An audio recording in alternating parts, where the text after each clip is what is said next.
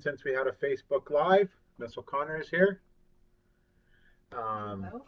we didn't have Facebook Live on Tuesday as we weren't in our schools on Tuesday. And then yesterday, Miss Jackknife didn't have stuff prepared for Apple Schools because she'd been out of her house for a couple of days. So we are glad to be back with you today for Facebook Live. We have one birthday, a happy belated birthday to Julian Wells, who had his birthday on Tuesday. So I hope you had a great birthday, Julian, and birthday wishes from Elizabeth School. Quite a few celebrity birthdays to mention today. Shia LaBeouf from Transformers, the actor from Transformers. The actor Peter Dinklage from Game of Thrones. Tyrion Lannister. One of the funniest people to ever live was Gene Wilder. It's his birthday today, as well as singer Kodak Black. And I don't know anything about Kodak Black, but maybe some of you do. Today is National Corn on the Cob Day. What a great day that is. Just a few announcements. Due to the fact that of the evacuation and not having teachers in school for a couple of days, we're not having a pickup or drop off of packages on Friday. So no pickup or drop off of packages this Friday. There will be a drop off of packages on Wednesday, June 17th, but no pickup of new packages. We are not going to send new packages out with schoolwork because realistically on the 17th there's only 2 days left where you would have been doing schoolwork because the last week of school was field trips and ball tournaments and track and field and K4 fun days, all the things that were planned. And so it's a little bit the expectation that you would be doing work in that time, I think, is a little unfair. So we will be asking you to bring any school supplies, anything that belongs to the school back on June 17th, plus any completed work. So if you have a Chromebook that belongs to the school, not the ones that are your own, bring it back. If you have some manipulatives or supplies that the school sent home for you to use, if you can bring them back, along with completed work on June 17th. Parents, Miss LaRock will be sending out an email about this, as well as there'll be some announcements on Facebook. Let's get to our experiment today. We are going to be making an electromagnet, I think. Yes, that's what we're going to be doing. Okay, so we first of all, we'll show what a magnet is. We all know what a magnet is. A magnet attracts to metal, iron, or steel, and a magnet has two ends, a north and a south. Well, today we're going to make an electromagnet. The difference between this magnet and an electromagnet is the electromagnet we can turn on and off. We can't turn this one on and off. It either picks up or it doesn't pick up. Okay, so we'll get started here. Do we want to put the camera down? Okay. So what are our supplies we need? We have a D-cell battery, and this is the source. Okay, we have 2 wires. We have a nail, and we have a long coated piece of wire too, and we have some paper clips here. Oops, I'm getting that in the camera there. Okay. I wonder how many paper clips I can pick up with this magnet. Okay, let's try. We'll put that over here. Oh wow, we can pick up lots. It's a very strong magnet. Well, it's smaller than me. Okay, so now what do I do? Okay, we'll just put those down there. Okay, so the first thing you have to do is this nail will not pick up anything right now. It's not going to pick up anything. We have to magnetize. Here I am.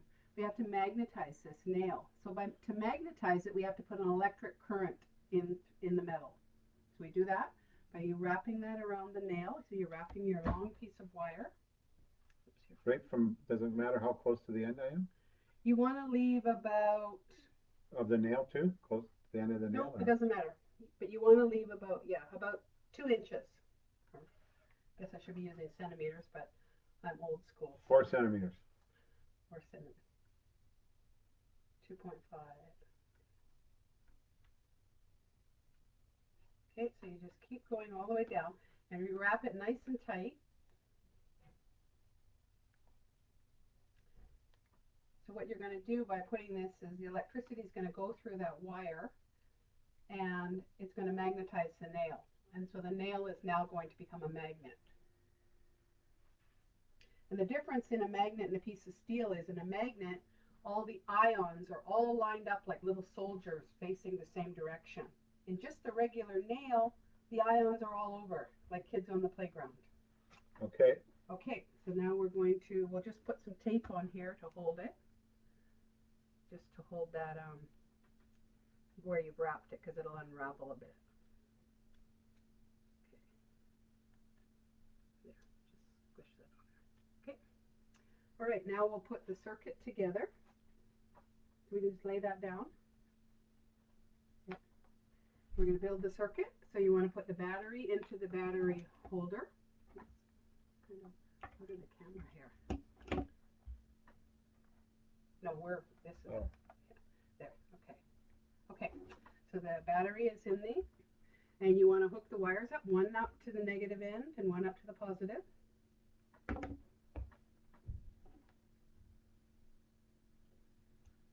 Okay, now, right now we don't have a complete circuit here right now, and a complete circuit would be a circle. So we now need to hook the other end of the red wire to one end of our nail, and the end of the black wire to the other end of the nail. And now we have a complete circuit. So we're going to have electricity going from the battery along the red wire, into the green wire, into the nail, out of the green wire, into the black wire, and back into the battery. So now what you want to do is you want to take the end of your nail, and you want to see if you can pick up some, oh, he's done it. He's picked up some, we'll put it on the other side. Okay, Mr. Burke is going to pick up some paper clips. And remember when we tried before, we couldn't pick up anything with that nail. It wasn't magnetized.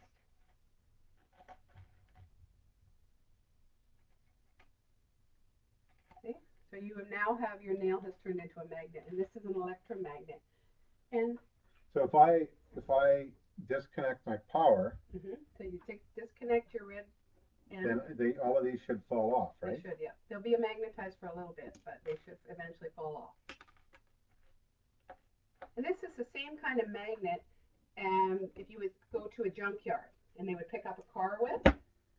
So they pick up that car, and then when they want that car to drop into a pile, they just turn the electromagnet off and the car drops. What else do they use electromagnets for? Doorbells, alarm systems, speakers. If you take apart an old speaker, you'll find an electromagnet in there, batteries. And what I think is really cool is in the future, they've actually got one levitating train in China, and these trains use electromagnets. So they just hover above the track by using the magnet, and they can go about the average speed about 248 kilometers an hour. Holy smokes. So we're going to be needing electromagnets in our future. So I have another question. You said on a normal magnet there's a north and a south. Is there something like that on an electromagnet? Yes, I believe if we made two electromagnets, we could see if we could push the poles, if there would be a north and a south at each end of this nail. So, that's neat. And if we tried, you could try it with a stronger battery, maybe a 9-volt battery. You could pick up more, or you could try wrapping more coils, less coils, more coils. What could you see? Is it going to work better with less coils or more coils of wire? So with electromagnets, are they stronger than normal magnets? Can they make them stronger? They can, especially one of the strongest electromagnets is the magnet that is in the auto wrecking yards or the junkyards, because they can lift a whole car. Well, that was neat. Okay, we'll see you guys next Thursday. See you guys. Have a great day. Remember, no pickup tomorrow.